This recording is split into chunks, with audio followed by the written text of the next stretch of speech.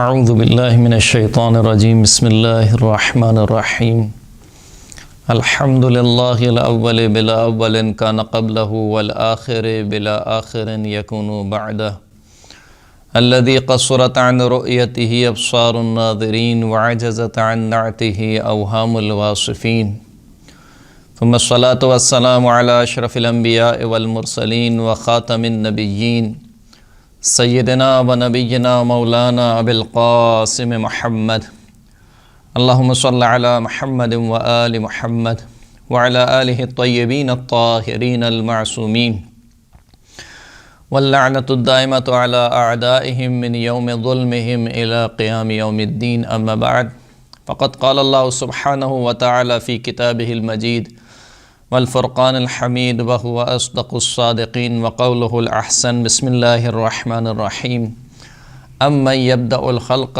ثم یعیدہ ومن یرزقکم من السماء والارض االہ مع اللہ قل ہاتوا برہانکم ان کنتم صادقین۔ محترم سامعین کرام، سورہ مبارکہ نمل کی 64ویں آیت کو آپ کی خدمت میں سرنامہ کلام کے طور پر پیش کیا۔ ارشاد رب العزت ہو رہا ہے کہ امن یبدأ الخلق ثم یعیدہ، کون ہے جس نے خلقت کا آغاز کیا اور پھر دوبارہ اس عمل کو دہرائے گا، یعنی ایک مرتبہ خدا نے تمام انسانیت کو خلق کیا اور پھر دوبارہ محشر کے وقت دوبارہ انسانوں کو زندہ کرے گا۔ وَمَن يَرْزُقُكُم مِّنَ السَّمَاءِ وَالْأَرْضِ، کون ہے جو تمہیں آسمان اور زمین سے رزق دیتا ہے۔ اَإِلَٰهٌ مَّعَ اللَّهِ، کیا اللہ کے ساتھ کوئی اور بھی اللہ ہے، کوئی اور بھی الہ ہے۔ قُلْ هَاتُوا بُرْهَانَكُمْ إِن كُنتُمْ صَادِقِينَ، اے حبیب آپ ان سے کہہ دیجئے کہ یہ کفار و مشرکین جو اللہ کے ساتھ کسی اور کو الہ مانتے ہیں، ان سے کہہ دیجئے کہ قُلْ هَاتُوا بُرْهَانَكُمْ، تم اپنی دلیل کو لے کر آؤ۔ برہان ایسی دلیل کو کہا جاتا ہے جو یقین آور ہو، مستحکم دلیل ہو، جس میں کوئی کجی نہ ہو، جس میں کوئی انحراف نہ ہو۔ تم انتہائی پختہ اور محکم دلیل کو لے کر آؤ۔ قُلْ هَاتُوا بُرْهَانَكُمْ، اپنی محکم دلیل کو لے کر آؤ اس بات کے اوپر، ان کنتم صادقین، اگر تم اپنے دعوے میں سچے ہو۔ سوال یہ کیا گیا کہ اصول دین میں تقلید کیوں جائز نہیں ہے۔ یہ سوال اگرچہ کہ ایک اصل عقلائی کے خلاف ہے۔ اصل عقلائی یہ ہے کہ انسان جو عمل بھی انجام دے یا جس رائے کو بھی اپنائے، اس کے لیے اس کے پاس محکم دلیل ہونی چاہیے۔ بغیر دلیل کے کسی رائے کو اپنانا یا بغیر دلیل کے کوئی عقیدہ بنا لینا یا بغیر دلیل کے کوئی عمل انجام دینا، یہ عقلاء کی نظر میں ایک مذموم عمل ہے۔ یعنی عقلاء کہتے ہیں کہ یہ چیز صحیح نہیں ہے کہ انسان بغیر کسی دلیل کے، محکم دلیل کے کوئی عمل انجام دے یا کسی رائے کو اپنائے۔ تو اصل عقلائی یہ ہے کہ انسان کے پاس اس کے ہر فعل کے لیے اور ہر رائے کے لیے ایک محکم دلیل ہونی چاہیے۔ اسی لیے مراجع کرام جب اپنی رسالہ عملیہ لکھتے ہیں تو تقلید کے باب میں جو سب سے پہلا باب ہے، اس میں ڈائریکٹ یہ نہیں لکھتے کہ انسان پر تقلید واجب ہے۔ کہتے ہیں کہ انسان پر واجب ہے کہ یا تو خود مجتہد ہو، یعنی خود اتنی صلاحیت رکھتا ہو کہ احکام کے ادلوں کو، دلیلوں کو سمجھ سکے، قرآن و سنت سے، عقل و اجماع سے دلیلوں کو سمجھ کر اس سے حکم کو استنباط کر سکے، حکم شرعی کو نکال سکے، اتنی صلاحیت اس کے اندر ہو، خود مجتہد ہو۔ یہ کام نہیں کر سکتا تو یا تقلید کرے یا احتیاط پر عمل کرے۔ یعنی ابتداءً کوئی مجتہد نہیں کہتا کہ انسان پر تقلید واجب ہے۔ ہر مجتہد کے رسالہ عملیہ میں یہی لکھا ہوتا ہے کہ انسان یا مجتہد بنے یا تقلید کرے یا احتیاط پر عمل کرے۔ اس کا مطلب یہ کہ اصل اولی یا اصل عقلائی یہ ہے کہ انسان کو مجتہد ہونا چاہیے، یعنی اس کے پاس ہر کام کے لیے یا کسی بھی رائے کو اپنانے کے لیے اس کے پاس محکم ایک دلیل ہونی چاہیے۔ اور اپنی عام روزمرہ کی زندگی میں بھی ہم یہی دیکھتے ہیں۔ تو تقلید یوں سمجھ لیجئے کہ ایک مجبوری کا نام ہے۔ یہ اصل عقلائی ثانوی ہے۔ کس طریقے سے کہ کیونکہ انسان کی زندگی محدود ہے، انسان کی صلاحیتیں محدود ہے، ہر انسان ہر کام نہیں کر سکتا۔ ایسا ممکن نہیں ہے کہ ایک ہی انسان مکینک بھی ہو، ایک ہی انسان ڈاکٹر بھی ہو، ایک ہی انسان انجینئر بھی ہو، اور تمام مثال کے طور پر روزمرہ کی جتنی ضروریات ہیں ان تمام فیلڈ میں، ان تمام شعبوں میں اختصاص رکھتا ہو، ماہر ہو، نہیں ہو سکتا۔ کیونکہ نہیں ہو سکتا تو اب اصل عقلاء ثانوی یہ کہتی ہے کہ فاسأل بہ خبیرا، جو جانتا ہے اس سے سوال کرو۔ یعنی اگر تم خود نہیں جانتے ہو، خود جاہل ہو، سمجھ نہیں سکتے ہو تو سوال کرو، یعنی تقلید کرو۔ اگر تم خود کسی مسئلے میں، کسی شعبے میں متخصص نہیں ہو سکتے، ماہر نہیں ہو سکتے، تو پھر تمہارے پر ضروری ہے کہ تم کسی ایسے کی تقلید کرو جو اس شعبے میں ماہر ہو۔ جیسے کہ ہم روزمرہ زندگی میں یہی کرتے ہیں، ہم خود ڈاکٹر نہیں ہیں، بیمار ہوتے ہیں تو رجوع کرتے ہیں ڈاکٹر کی طرف۔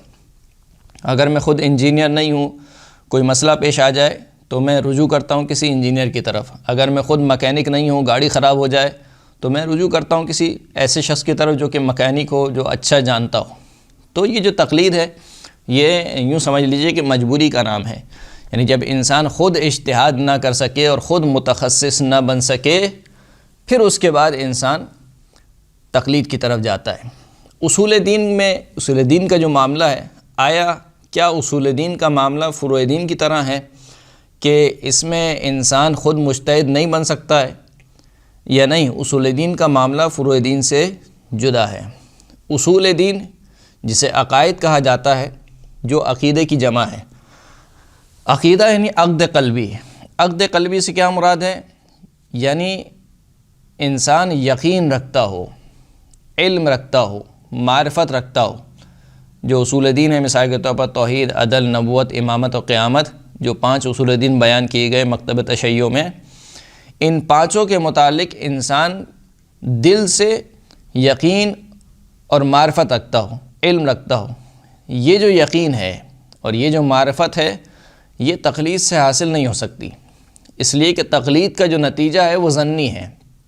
یعنی تقلید ظن آور ہے، گمان آور ہے، نوعاً ظن نوعی کا فائدہ دیتی ہے تقلید، کیونکہ تقلید ظن کا فائدہ دیتی ہے۔ اور عقائد کے معاملے میں خداوند کریم نے مذمت کی ہے کہ اگر کوئی شخص ظن کی پیروی کرے عقائد کے معاملے میں، تو خداوند کریم مشرکوں کی مذمت کر رہا ہے کہ ان یتبعون الا الظن وانہم الا یخرصون، یہ اتباع نہیں کرتے سوائے وہم اور گمان کی، ظن کی۔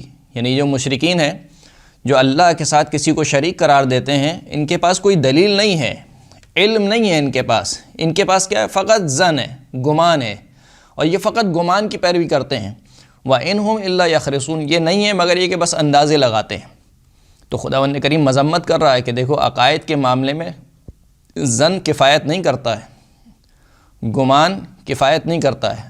عقائد عقد قلبی کا نام ہے، معرفت کا نام ہے، علم کا نام ہے کہ انسان آگاہانہ کسی عقیدے کو اپنائے اور آگاہانہ کسی چیز کے متعلق انسان عقیدہ رکھے۔ تو پہلی بات تو یہ کہ عقیدے میں علم اور یقین ضروری ہے، ظن کفایت نہیں کرتا۔ کئی آیات ہیں قرآن مجید کی، ان الظن لا یغنی من الحق شیئا، ظن حق سے ذرہ برابر بھی بے نیاز نہیں کرتا۔ ان یتبعون الا الظن وان الظن لا یغنی من الحق شیئا، یہ جو ظن اور گمان ہے یہ حق سے بے نیاز نہیں کرتا۔ اسی لیے تقلید کے معاملے میں، یعنی اصول دین میں تقلید کے معاملے میں کفار کی کئی آیات میں مذمت کی گئی۔ جیسے خداوند کریم ارشاد فرماتا ہے کہ وَإِذَا قِيلَ لَهُمْ تَعَالَوْا إِلَى مَا أَنزَلَ اللَّهُ وَإِلَى الرَّسُولِ قَالُوا حَسْبُنَا مَا وَجَدْنَا عَلَيْهِ آبَاءَنَا أَوَلَوْ كَانَ آبَاؤُهُمْ لَا يَعْلَمُونَ شَيْئًا وَلَا يَهْتَدُونَ، کہ جب ان سے کہا جاتا ہے کہ اس چیز کی طرف آؤ جو اللہ نے نازل کی اور اللہ کے رسول کی طرف آؤ، تو جواب میں کیا کہتے ہیں؟ جواب میں یہ دلیل نہیں دیتے، جواب میں یہ کہتے ہیں کہ ہمارے لیے وہی کافی ہے کہ جس پر ہم نے اپنے آباء و اجداد کو پایا، یعنی جو ہمارے آباء و اجداد کا دین چلا آ رہا ہے، ہم اس سے ذرہ برابر بھی پیچھے ہٹنے کے روادار نہیں ہیں، ہم اسی دین پر عمل پیرا ہوں گے۔ کیوں؟ کیونکہ ہمارے باپ دادا کا دین یہی تھا۔ تو یہ ایک تقلید ہے، وہ دین کے معاملے میں، اصول دین کے معاملے میں مقلد تھے اپنے آباء و اجداد کے۔ اور خداوند کریم کہہ رہا ہے کہ اولو کان آباؤہم لا یعلمون شیئا ولا یہتدون، اگر ان کے آباء و اجداد کسی چیز کو نہیں جانتے تھے اور ہدایت بھی نہیں رکھتے تھے تو کیا پھر بھی اپنے آباء و اجداد کی پیروی کریں گے؟ تو مشرکین کی مذمت کی گئی۔ وَإِذَا قِيلَ لَهُمُ اتَّبِعُوا مَا أَنزَلَ اللَّهُ قَالُوا بَلْ نَتَّبِعُ مَا أَلْفَيْنَا عَلَيْهِ آبَاءَنَا أَوَلَوْ كَانَ آبَاؤُهُمْ لَا يَعْقِلُونَ شَيْئًا وَلَا يَهْتَدُونَ۔ جب ان سے کہا جاتا ہے کہ اتباع کرو، پیروی کرو اس چیز کی جو اللہ نے نازل کی، تو یہ کہتے ہیں کہ نہیں، ہم پیروی کریں گے اس چیز کی جس پر ہم نے آباء و اجداد کو پایا۔ قرآن مجید کہہ رہا ہے کہ اگر ان کے آباء و اجداد کچھ سمجھ بوجھ نہیں رکھتے تھے اور ہدایت پر نہیں تھے تو کیا پھر بھی اسی چیز کی پیروی کریں گے؟ تو یہ مذمت کی گئی، اگرچہ کہ ان جیسی آیت کی توجیہ کی جا سکتی ہے، جواب دیا جا سکتا ہے کہ یہاں پر ان دو آیتوں میں جو مذمت کی جا رہی ہے وہ اندھی تقلید کی مذمت کی جا رہی ہے۔ اسی لیے ان دونوں آیتوں کا جو آخری ٹکڑا ہے وہ یہ ہے کہ اولو کان آباؤہم لا یعلمون شیئا یا ولا یعقلون شیئا ولا هم یہتدون، کہ اگر ان کے آباء و اجداد کسی چیز کی سمجھ بوجھ نہیں رکھتے تھے یا علم نہیں رکھتے تھے اور ہدایت نہیں رکھتے تھے، کیا یہ پھر بھی ان کی پیروی کریں گے؟ تو اس کا مفہوم یہ نکلتا ہے کہ اگر ان کے آباء و اجداد سمجھ بوجھ رکھتے اور ہدایت پر ہوتے تو ان کی پیروی کرنے میں کوئی حرج نہیں تھا۔ تو ان دو آیتوں کا جواب بہرحال دیا جا سکتا ہے، لیکن کلی طور پر قرآن مجید میں عقائد کے معاملے میں ظن اور گمان کی پیروی کرنے پر مذمت کی گئی ہے۔ ایک آیت خداوند کریم نے نازل کی، دوسری جانب سے مشرکین سے دلیل طلب کی گئی، جیسے کہ خود یہ آیت جس کو میں نے سنامے کا نام کے طور پر پیش کیا کہ امن یبدأ الخلق ثم یعیدہ ومن یرزقکم من السماء والارض االہ مع اللہ قل ہاتوا برہانکم ان کنتم صادقین، کہ بھلا وہ کون ہے کہ جو جس نے خلقت کی ابتدا کی اور پھر دوبارہ خلقت کو لوٹائے گا، دوبارہ پیدا کرے گا؟ کون ہے جو تمہیں آسمان اور زمین سے رزق دیتا ہے؟ کیا اللہ کے ساتھ کوئی اور اللہ ہے؟ قل ہاتوا برہانکم، خداوند کریم نے کیا کہا کہ اگر یہ ایسا گمان کرتے ہیں یا ان کا عقیدہ یہ ہے تو ان سے کہو کہ ایک محکم دلیل لے کر آئیں۔ یعنی خداوند کریم نے یہ نہیں کہا کہ اگر تمہارا یہ عقیدہ ہے تو تم بتاؤ تم کس کی تقلید کرتے ہو تاکہ ہم دیکھیں کہ تم صحیح تقلید کرتے ہو۔ نہیں، تقلید کے بارے میں سوال نہیں کیا، قل ہاتوا برہانکم، تم برہان لے کر آؤ، دلیل لے کر آؤ۔ اس کا مطلب یہ ہے کہ اصول دین میں ہر شخص کو مجتہد ہونا چاہیے، ہر شخص کو اصول دین میں خود مجتہد ہونا چاہیے۔ اس کی وجہ یہ ہے کہ اصول دین اور فروع دین میں ایک بہت بڑا فرق یہ ہے کہ اصول دین کے جو مسائل ہیں وہ محدود ہیں، جو جسے کہنا چاہیے اصول دین میں سے بھی جو اصول ہیں، یعنی توحید، عدل، نبوت، امامت، قیامت، یہ 5 تو اصول دین ہیں۔ یہ 5 فقط عقیدے نہیں ہیں، اس کے علاوہ بھی ہمارے بہت سے عقائد ہیں۔ مثال کے طور پر رجعت کا عقیدہ ہے، یا مثال کے طور پر میزان کا عقیدہ ہے، حساب و کتاب کا عقیدہ ہے، قبر میں سوال منکر و نکیر کا عقیدہ ہے، یہ بھی سارے عقیدے ہیں۔ لیکن اس کے علاوہ جو اصل اصول دین ہیں، یہ 5 عقیدے، ان کے مسائل اتنے زیادہ نہیں ہیں، برخلاف اصول فقہ کے 52 باب ہیں، اور 52 باب میں نہ جانے کتنے مسائل ہیں۔ یعنی ایک اگر انسان فقط باب حج کو اٹھا لے تو استطاعت سے مسائل شروع ہوتے ہیں اور محسود اور مسدود پر مسائل ختم ہوتے ہیں، نہ جانے کتنے باب ہیں۔ ہر باب میں، ہر مسئلے میں انسان کو اجتہاد کرنا ہے، یعنی فقط ایسا نہیں کہ فقط ایک باب کے کلی طور پر انسان نے اجتہاد کر لیا، نہیں، ہر مسئلے میں انسان کو اجتہاد کرنا ہے، ہر مسئلے کو دلیل سے سمجھنا ہے۔ تو حج کا باب ہے، نماز کا باب ہے، روزے کا باب ہے، خمس کا باب ہے، زکوٰۃ کا باب ہے، جہاد کا باب ہے، امر بالمعروف نہی عن المنکر کا باب ہے، 52 باب ہیں فقہ کے۔ ان تمام ابواب میں مجتہد بننا، اجتہاد کرنا، یہ انسان کے لیے بہرحال ایک مشکل کام ہے، لیکن اصول دین ایسا نہیں ہے۔ اصول دین کے مسائل محدود ہیں، اس میں ہر انسان کے لیے ممکن ہے کہ اس میں مجتہد بن سکے۔ دوسری بات یہ ہے کہ اصول دین کی جو دلیلیں ہیں وہ اس قدر پیچیدہ نہیں ہیں کہ جس قدر پیچیدہ فقہ کی دلیلیں ہیں، کیونکہ فقہ میں فقط یہ نہیں کہ آپ نے قرآن کی آیت اٹھائی اور اس سے کہا کہ یہ حکم مثال کے طور پر سمجھ میں آتا ہے، نہیں، قرآن کو بھی دیکھنا ہے، حدیث کو بھی دیکھنا ہے، خاص کو بھی دیکھنا ہے، عام کو بھی دیکھنا ہے، ناسخ کو بھی دیکھنا ہے، منسوخ کو بھی دیکھنا ہے، محکم کو بھی دیکھنا ہے، متشابہ کو بھی دیکھنا ہے۔ آیا الفاظ کے ظواہر حجت ہیں یا حجت نہیں ہیں؟ اگر حجت ہیں تو کتنی حد تک حجت ہیں؟ اجماع کی حجیت کس حد تک ہے؟ یہ تمام مسائل ہیں گے، یعنی وہاں پر جو اجتہاد کا ایک عمل ہے وہ پیچیدہ عمل ہے، ہر انسان میں صلاحیت نہیں ہے کہ اس عمل کو اپناتے ہوئے اور اس کی صلاحیت پیدا کر لے۔ لیکن جو فقہ کے دلیلیں ہیں، ان دلیلوں میں کوئی خاص فلسفی اور برہانی دلیلیں نہیں چاہیے انسان کو معتقد ہونے کے لیے، ایک سادہ سی دلیل بھی ہو تو کافی ہے۔ جیسے کہ ایک روایت نقل کی گئی، منسوب کی گئی رسول خدا صلی اللہ علیہ وآلہ وسلم کی جانب، کہ رسول خدا صلی اللہ علیہ وآلہ وسلم اپنے اصحاب کے ساتھ جا رہے تھے اور دیکھا کہ ایک بڑھیا چکی چلا رہی ہے، اور اللہ کے رسول نے اس سے سوال کیا کہ کیا اس کائنات کا کوئی چلانے والا ہے، کوئی خدا ہے اس کائنات کا، وجود خدا کے اوپر اس سے دلیل طلب کی۔ تو اس بڑھیا نے اپنا ہاتھ چکی سے اٹھا لیا اور کہا کہ جب یہ چھوٹی سی چکی مجھ چلانے والے کے بغیر نہیں چل سکتی، تو یہ جو اتنے بڑا کائنات کی جو چکی چل رہی ہے، پورا نظام جو چل رہا ہے کائنات کا، یہ بغیر خدا کے کیسے چل سکتا ہے۔ جیسے ہی بڑھیا نے یہ کہا، اللہ کے رسول نے کہا کہ علیکم بدین العجائز، تم پر لازم ہے کہ بڑھیوں کی طرح دین اپناؤ۔ یعنی کیا مطلب اس بڑھیا کی طرح دین اپناؤ؟ یعنی جس طریقے سے اس کے پاس ایک دلیل تھی، سادہ دلیل، تمہارے پاس بھی ایک دلیل ہونی چاہیے جو خود کم از کم تمہیں قانع کر سکے، چاہے کوئی دوسرا اس سے قانع ہو یا قانع نہ ہو، لیکن خود تمہیں وہ دلیل قانع کر سکے اصول دین کے معاملے میں۔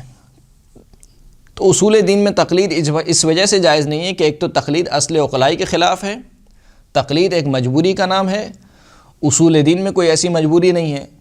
اسی لیے قرآن مجید میں اگر ایسی مجبوری ہوتی تو کفار و مشرکین سے جا بجا دلیل قرآن نے چاہیے کہ تم اپنے عقیدے پر دلیل لے کر آؤ، اور یہ کفار و مشرکین کے علماء سے نہیں کہا، بلکہ عام عوام سے بات ہو رہی ہے۔ یعنی انبیاء کرام جب مخاطب ہوتے تھے تو علماء سے مخاطب نہیں ہوتے تھے، عام عوام سے مخاطب ہوتے تھے کہ اگر تمہارے پاس اپنے عقیدے کی کوئی دلیل ہے تو تم دلیل لے کر آؤ۔ مقابل میں انبیاء کرام بھی دلیل کے اوپر نہیں اکساتے تھے کہ دیکھو میں اللہ کا نبی ہوں، میں ایک اللہ کا عقیدہ لے کر آیا ہوں، پس میری تقلید کرو، ایسا نہیں کرتے تھے، بلکہ خود انبیاء کرام دلیلیں پیش کرتے تھے۔ حضرت ابراہیم نے نہ جانے کتنی پیش کی ہیں، یہاں تک کہ خود خداوند کریم نے حضرت ابراہیم کے بارے میں کہا کہ تلک حجتنا آتیناہا ابراہیم علی قومی۔ یہ جو حضرت ابراہیم کا پورا قصہ ہے کہ پہلے چاند کو دیکھا، پھر کہا کہ یہ میرا رب ہے، پھر جب وہ چاند ڈوب گئے تو کہا کہ میں ڈوبنے والوں کو خدا نہیں مانتا، پھر اس کے بعد ستاروں کو دیکھا یا سورج کو دیکھا۔ اس کے بعد خداوند کریم کہہ رہا ہے کہ یہ جو حضرت ابراہیم نے استدلال قائم کیا اپنی قوم کے اوپر، تلک حجتنا، یہ ہماری حجتیں تھیں، ہماری دلیلیں تھیں، آتیناہا ابراہیم، جو ہم نے ابراہیم کو عطا کی۔ کس کے اوپر؟ علی قومی، اپنی قوم کے اوپر۔ یعنی یہ نہیں کہا کہ علی علماء قومی ہی، ان کی قوم کے علماء کے اوپر نہیں، اپنی قوم کے سامنے ان دلیلوں کو رکھا۔ اسی طریقے سے حضرت موسیٰ اور حضرت ہارون کے واقعے میں بھی آپ دیکھتے ہیں کہ دلیلیں پیش کی گئی، ہر نبی نے دلیل پیش کی گئی، اور خداوند کریم خود کہہ رہا ہے کہ اگر تم اپنے عقیدے میں سچے ہو، سیقول الذین اشرکوا لو شاء اللہ ما اشرکنا ولا آباؤنا، ان قریب وہ لوگ جنہوں نے شرک کیا وہ کہیں گے کہ اگر اللہ چاہتا تو نہ ہم مشرک ہوتے، نہ ہمارے آبا و اجداد مشرک ہوتے، ولا حرمنا من شیء، اور ہم کسی چیز کو حرام قرار نہیں دیتے، کذالک کذب الذین من قبلہم، اسی طریقے سے جو ان سے پہلے والے لوگ تھے، یعنی ان کے آبا و اجداد، انہوں نے بھی جھوٹ بولا، حتی ذاقوا بأسنا، یہاں تک کہ انہوں نے ہمارے عذاب کو چکھ لیا۔ اے حبیب آپ ان سے کہہ دیجئے کہ حل عندکم من علم، کیا تمہارے پاس اپنے دلیل کے، اپنے عقیدے کے اوپر کوئی علم ہے؟ اگر علم ہے تو ہمارے لیے پیش کرو، ہم اس علم کو دیکھیں گے، لیکن ان کے پاس کوئی علم نہیں ہے۔ اسی طریقے سے خداوند کریم ارشاد فرمانا کہ وَمِنَ النَّاسِ مَن يُجَادِلُ فِي اللَّهِ بِغَيْرِ عِلْمٍ وَلَا هُدًى وَلَا كِتَابٍ مُنِيرٍ، لوگوں میں سے کچھ ایسے ہیں جو اللہ کے بارے میں گفتگو کرتے ہیں، مجادلہ کرتے ہیں، حالانکہ نہ ان کے پاس کوئی علم ہے، نہ ہی ان کے پاس ہدایت ہے، اور نہ ہی کتاب نور دینے والی کتاب ہے۔ اس کا مطلب کیا ہوا؟ اس کا مطلب یہ کہ اللہ کے بارے میں گفتگو وہ کرے کہ جس کے پاس علم ہو، ہدایت ہو اور کتاب منیر ہو۔ اگر یہ چیز نہیں ہے، اس کا مطلب ہے کہ اللہ کے بارے میں گفتگو تقلید سے نہیں ہو سکتی کہ فلاں مجتہد نے کہا ہے لہٰذا میں ان مجتہد کا نظریہ پیش کروں، یا فلاں عالم نے کہا ہے، یا فلاں دانشور نے کہا ہے، یا فلاں سائنٹسٹ نے کہا ہے، تو میں اس کے نظریہ پردازی کروں اور ان سب کے نظریوں کو پیش کروں اللہ کی توحید کے بارے میں یا وجود خداوند کریم کے بارے میں یا نبوت کے بارے میں یا امامت و قیامت کے بارے میں۔ تو یہ سارے وہ ادلے ہیں کہ جن کے سبب کہا جاتا ہے کہ اصول دین میں تقلید جائز نہیں ہے، کیونکہ اصول دین میں اگر میں خلاصہ کروں اپنی گفتگو کا، اصول دین نام ہے یقین کا، عقد قلبی کا، معرفت کا، علم کا، اور یہ معرفت، یقین، عقد قلبی یہ تقلید سے حاصل نہیں ہو سکتی، کیونکہ تقلید جو ہے وہ اس کا نتیجہ ظن آور ہے۔ تقلید انسان میں ظن اور گمان کو پیدا کرتا ہے، اور خداوند کریم نے قرآن مجید میں نفی کی ہے، مذمت کی ہے کہ جو شخص عقیدے کے معاملے میں ظن و گمان کی پیروی کرتا ہے۔ دوسری بات یہ ہے کہ اصول دین کے جو مسائل ہیں وہ محدود ہیں، فقہ کی طرح بہت سارے مسائل نہیں ہیں، لا تعداد اور لا محدود مسائل نہیں ہیں کہ جو ہر انسان کے لیے اس میں اجتہاد کرنا ناممکن ہو۔ تیسری بات یہ ہے کہ اصول دین کی جو دلیلیں ہیں وہ ہر ایک کے لیے اس کے استعداد اور اس کے فہم کے مطابق قابل ادراک ہیں۔ ہر عام فہم آدمی کے لیے جو اس کی دلیلیں ہیں وہ عام دلیلیں ہیں، کوئی ارسطو کا فلسفہ یا مثال کے طور پر فلسفے کے یا منطق کی بہت زیادہ پیچیدہ دلیل درکار نہیں ہے۔ اور تیسری بات یہ ہے کہ اصول دین میں جو چیز درکار ہے وہ علم درکار ہے۔ خداوند کریم نے کفار سے بھی یہ کہا کہ تم دلیل لے کر آؤ، علم لے کر آؤ۔ کفار سے اس بات کا مطالبہ نہیں کیا کہ اگر تم سچے ہو تو تم یہ بتاؤ کہ تم کس کی تقلید کرتے ہو، بلکہ یہ کہا کہ اگر تم سچے ہو تو دلیل لے کر آؤ۔ تو جو خداوند کریم دوسرے کے مذہب کے بارے میں دلیل مانگ رہا ہے وہ اپنے مذہب کے بارے میں کیسے راضی ہو جائے گا کہ تقلید کے ذریعے سے اس کو ایک خدا مان لیا جائے۔ البتہ آخر میں یہ بات میں عرض کر دوں کہ اگر کوئی مجتہد کسی عقیدے کے باب میں یا کسی عقیدے کے متعلق کوئی رائے پیش کرتا ہے تو اس کی رائے، کیونکہ وہ ایک عالم ہے اور اس نے تمام احادیث کو پڑھا ہوا ہے، روایات کو پڑھا ہوا ہے، علوم اہل بیت علیہم السلام سے بہرہ مند ہے، تو بہرحال اس کی رائے کا احترام اپنی جگہ ہے، اور اس کی رائے کے میں ویٹیج اس وجہ سے کہ وہ ہم سے زیادہ عالم ہے، اس وجہ سے وہ کوئی رائے دے رہا ہے۔ لیکن اس کی رائے کو فقط اس لیے مان لینا کہ کیونکہ وہ فلاں مجتہد کہہ رہا ہے یہ درست نہیں ہے، بلکہ اس کی رائے کو مد نظر رکھتے ہوئے آپ اپنے استدلال میں اضافہ کر سکتے ہیں کہ آئے یہ رائے صحیح ہے یا غلط ہے، یا مثال کے طور پر اس مجتہد نے یہ رائے دی ہے، آیا یہ رائے میری سمجھ میں آ رہی ہے یا میری سمجھ میں نہیں آ رہی۔ اگر سمجھ میں آ رہی ہے، عقل و فہم میں آ رہی ہے تو آپ اس رائے کو اپنا سکتے ہیں، لیکن اس وجہ سے نہیں کہ کیونکہ وہ مجتہد کہہ رہا ہے، کیونکہ اس وجہ سے کہ وہ دلیل ایک محکم دلیل ہے۔ بالکل اسی طریقے سے جیسے میں ابھی آپ کے سامنے گفتگو کر رہا ہوں، اب آپ میری گفتگو سن کر اور اگر آپ کو ایسا لگے کہ ہاں مولانا صحیح بات کر رہے ہیں، تو کیونکہ آپ اس وجہ سے نہیں مان رہے میری بات کیونکہ ایک مولانا نے کہی ہے، بلکہ اس وجہ سے مان رہے ہیں کیونکہ جو بات کہی جا رہی ہے وہ بات درست ہے، یعنی عقلی پیمانوں پر پوری اترتی ہے، لہٰذا اس بات کو اپنایا جا سکتا ہے۔ بالکل اسی طریقے سے اگر کوئی مجتہد کسی عقیدے کے متعلق کوئی رائے دے تو اس رائے کو آپ دیکھ سکتے ہیں، اپنے استدلال میں اضافہ کر سکتے ہیں، اور اس کی رائے کا بہرحال ایک احترام موجود ہے۔ وآخر الدعوانا الحمدللہ رب العالمین۔